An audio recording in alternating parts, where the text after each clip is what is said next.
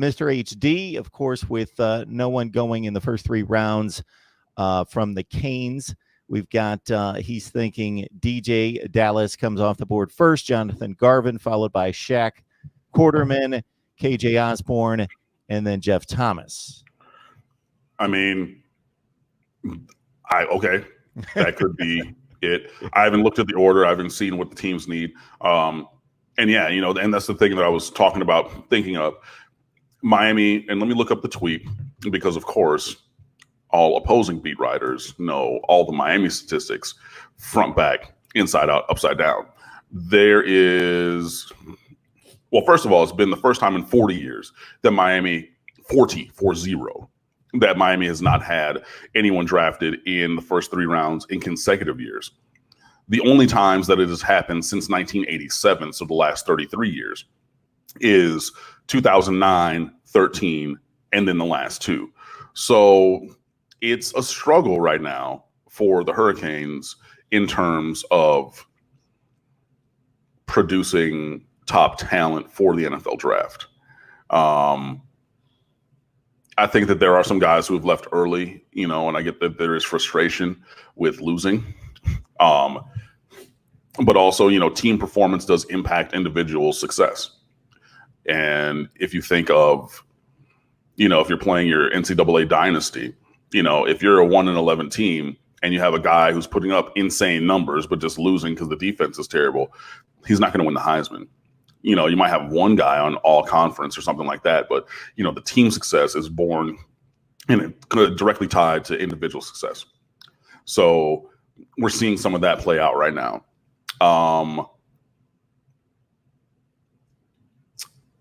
Yeah, it's just rough. So we'll see what happens with these guys today. I think that Garvin probably goes first of that group. DJ Dallas should go. I thought he probably could have been a 3rd rounder.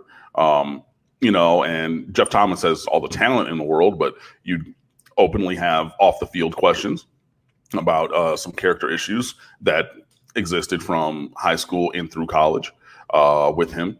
So yeah, you know, it's just and then you got guys like Trajan Bandy who openly, you know, said, look, I got to leave now to try to make some money and take care of my family. Openly saying, like, I know that another year would probably be better for my draft prospects, but the circumstance of my life dictates that I go. And it's tough. You know, DJ Dallas, I get it. You're running back. You're already, you know, 22 and everything. And the shelf life for running backs is short. So, you know, you're going to go. Jonathan Garvin, yeah, came on gangbusters late in his freshman year. Awesome sophomore year. Not so great statistically as a junior, even though, you know, even Justin DeTavio at State of the U broke down on film and said, you know, he's still playing to an elite level, but they're sliding coverage. They're chipping him with running backs and tight ends and things. And, you know, then Gregory Rousseau, you know, is a pterodactyl with a 19-foot wingspan. And anytime that a quarterback takes a half step away from Garvin's side, Rousseau's there, and he had 15.5 sacks. I mean, I would have liked to have seen him go earlier, but you cannot ignore the counterfactual argument. You know, like, oh, these are the reasons why he should have gone high. And then you also have to look at the con list of your T-chart. So those are the pros. You got to look at the cons. And unfortunately, you know, some of these guys are falling. So, I mean, it really comes to team success. Because, I mean, even if you look, like I said, it's only the last 2 years recently where we've not even had a first 3-round pick. So if you're going back through some of these bad Al Golden teams, you know what I mean? They had top 3-round picks, you know, these Mark Richt teams at the beginning, things like that. But yeah, you know, I think it's going to take guys really staying for a senior year. I don't think everybody needs to stay like they had at Clemson 2 years ago, where all their first round defensive linemen were like, yeah, no, we're staying for senior year. Like, that was an anomaly for any program. So I don't think that, but I think that a couple of these guys need to start staying, and come hell or high water, we have to win, and we have to win convincingly. Not like 2017, which was openly smoke and mirrors, except for Virginia Tech and Notre Dame. Like, we whooped their asses. Other than that, though, a lot of those games, it was touch and go, and people saw that. But, if the season is to come to fruition, I need De'Aaron King to play to the borderline Heisman candidate level that he's being billed as. He needs to play to the level of perfection that we've seen from him. I need this offense to run the way it does. And when you have that, then it feeds everything. So your recruiting feeds the roster, which feeds the performance on the field, which feeds the NFL draft prospects.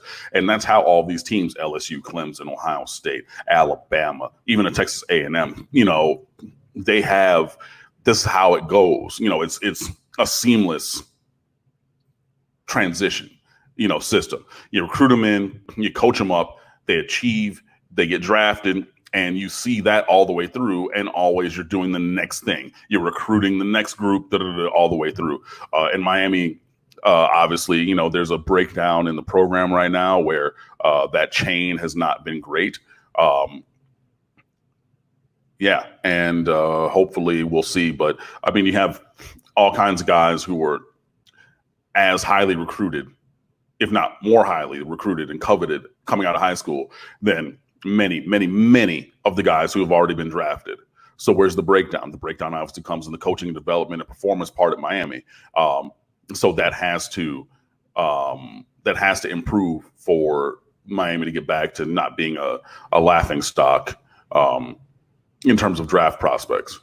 And to consider that Florida State's had Cam Akers come off the board in the first 3 rounds, and that's only 1 for Florida State. To combine the two at 1, to compare that to, if somebody out there wants to really go through a tedious task this afternoon, it shouldn't take that long, but I'm certainly not going to do it with all the things that I try to compile and figure out. Right. Man, Florida State and Miami, combine those 2 programs for the first 3 rounds of draft picks from about 1985 to about 5 years ago.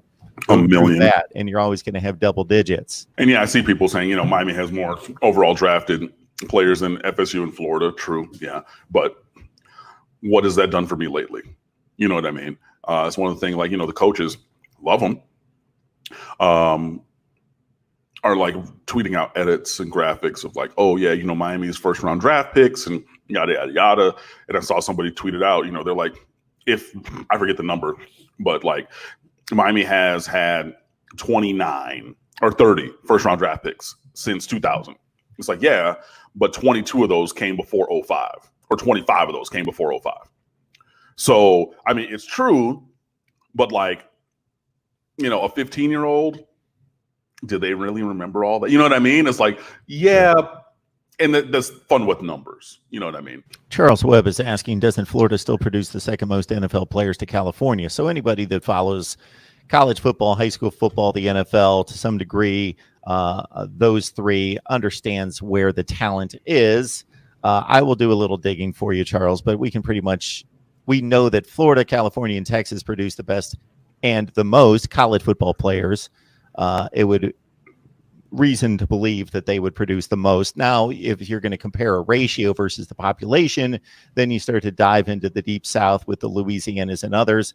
There's one, so on a Google search, I pulled this up, according to Saturday Down South as of September 18, which is a year and a half ago, but those numbers, it's not going to fluctuate much.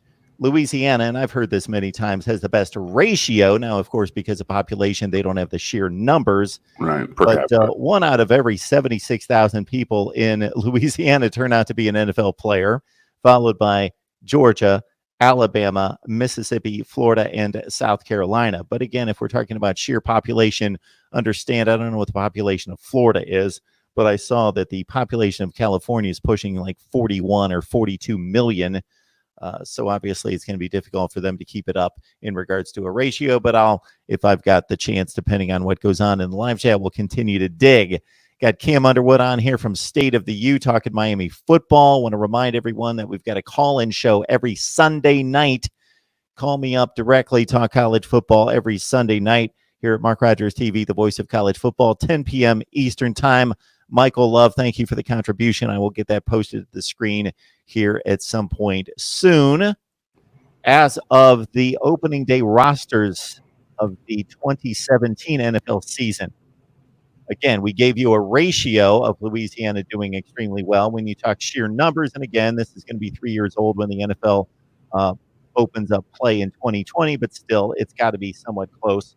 Florida had the most players in the NFL hailing from the state of Florida as high school players, 212, followed by California 191, Texas 179, Georgia 120, Ohio 82. Those were the top 5. No big surprise there. Not at all.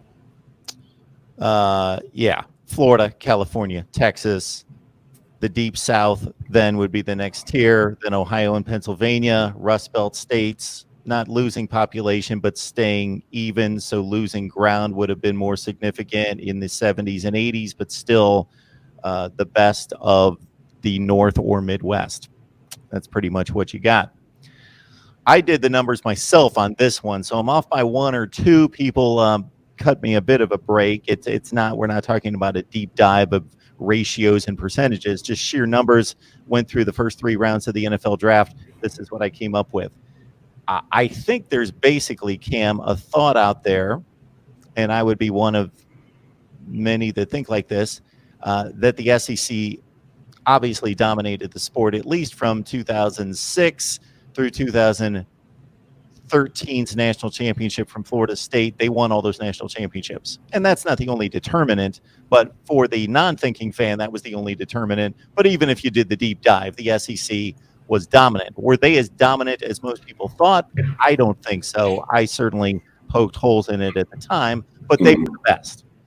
Then I think they were still the best based on 2 measurements we're talking about here: recruiting and then the production 3 to 4 years later into the NFL draft. But the winning on the field has certainly, I would still say, been the best in the last 5 or 6 years overall. But there's been headway made by the Big Ten and some other conferences at times. The ACC had a really good season about 3 to 4 years ago, 2016, I believe. And again, the Big Ten with Penn State, Michigan, and some others getting better behind Ohio State. But in the first 3 rounds of the NFL draft, wow, maybe the SEC is just as good, if not better, than it's been, with 40 players taken. The Big Ten 17, the Big 12 12, the Pac-12 10, the ACC 8. So 40 out of 106 is 37.8 or 37.7% of the picks in the top 3 rounds from that one conference. You know, but Usually. then again, Miami's roster is littered with guys that SEC teams wanted. So then why is, I mean, the ACC Coastal Division had 1 player picked in the first 3 rounds, and that was Dalton Keene from Virginia Tech, who had 17 touchdowns against Miami this past year. End list. But again, I can go down and look at all of this roster and see, we beat Florida State, Florida, Georgia, Alabama for some guys, you know what I mean? It's up and down the roster. But you're not doing anything with it. And my good friend Steve Feinberg just tweeted it out. He said, there's basically 3 reasons. 1, the guys are not getting drafted. 1, they left too early. 2, they were not developed appropriately. 3, maybe their talent just wasn't as good as we thought. Again, if you understand recruiting in regards to, and I don't understand it anywhere close to what Cam does or even the NFL draft. I've enjoyed watching the NFL draft and taking in the NFL draft since I was like 10 years old. Yeah. Let me miss school to watch the NFL draft when it was on a Tuesday afternoon, because I'm old and you guys only remember weekends NFL draft. But I understand it better than the average fan by far. And you understand the sheer volume of the numbers being accurate in regards to 5 and 4 stars, then 3 and 4 years later becoming the bulk of the NFL rosters. But to the development point, you see, even in watching the profiles of the NFL players as they're drafted, and the Kuipers and the McShays, hopefully he's doing well in past years. break these guys down and you learn about their high school recruitment, you find out, okay, well, this guy was missed and this guy was, or he just wasn't very good in high school and he was developed by said school, Wisconsin, Iowa, whomever. They were a 2-star, and it's not infrequent. It's not the bulk. The bulk's the 70% that go to the NFL, but there's a nice pocket of 30%, and I'm just throwing around numbers that are probably within the ballpark of guys that were developed that you would not think were NFL players when they left high school. And look, guys get bigger. J.J. Watt grew 6 inches and gained 70 pounds of lean muscle. Like, I mean, it mostly happens, but in that kind of a way. Khalil Mack was the same kind of thing coming out of Fort Pierce Westwood. Wanted to be, stay somewhere in the state of Florida, but I mean, went to Buffalo as a 2-star recruit. And then, he grew 3 inches and gained 55 pounds of lean muscle. Bro, so you're going to see a lot of that. Dirty Noel was talking about that, Miami has not had a high pick recently. Miami has not had a high pick in the last 2 years. And yes, we know, like, you don't hit on everybody. You don't develop everybody. And go back 2 weeks ago to the conversation that Mark and I had, and the wholesome one, about Clemson, about how they hit at every level, recruiting, development, performance. That leads to high draft picks. Miami's hit on a couple areas with some people, but if you don't have the physical stature, I mean, so you hit on recruiting with Jaquan Johnson, the franchise, 4-time first team All-Dade County in high school, which is unheard of. Jaquan Johnson is still 5'10", 193 pounds when he goes to the draft, though. It's a safety. You know what I mean? He plays really well. He's going to be on an NFL roster for a long time, but there are still those measurable things that are not to the top level. And sometimes that happens. It just does. And I mean, it's the thing, like, if you talk about recruiting, or if I were to make the analogy to culinary pursuits, we're getting gourmet ingredients, but we're making bargain basement budget food with it. Oh, I burned the cheese on this. Oh, I didn't do, it's just like, I mean, I got this great foie gras and truffle this and Wagyu beef, and I got all these great ingredients, but like, if I'm just going to make sloppy joes with it, is it really doing a great thing? And I think that we're seeing a lot of that with the players on this roster. And, even it's bad because, you're even affecting the defensive players because of the failings of the offense recently. Guys like Jonathan Garvin, you couldn't tell me in 2017 as a freshman or 18 as a sophomore. You can tell me after those seasons that he wasn't going to go in the top 3 rounds. You know what I mean? And then, last year happens, and then, his numbers were depressed a little bit. We talked about why those numbers went down a little bit. But you have guys whose numbers fall because they're getting extra attention. They still get drafted highly, but what happened there, So there are many issues. I'm not trying to sit here and say that there are not. But the issue on talent is one that I'm going to push back on, because if everybody wants these guys, including Florida State, you know what I mean? Including Florida, including all these other teams. So, I mean, I get you, the Noel guy who said that. Miami has on their roster a lot of guys that you wanted. Fact. On your roster, there's guys that Miami wanted. Also fact. I'm not saying it's only a one-way street, but we cannot play the result and then be revisionist history on the process. You know what I mean? Like, you can't just say, okay, well, this guy wasn't a first-round draft pick, or it wasn't a third round or top 3-round draft pick, so DJ Dallas had no value coming out as a recruit. Like, that's not how things work. It's in the interim where you say, okay, what are you doing? Where's the failing on getting them to this level to move forward, not impugning them in their abilities as coming in, if that makes sense.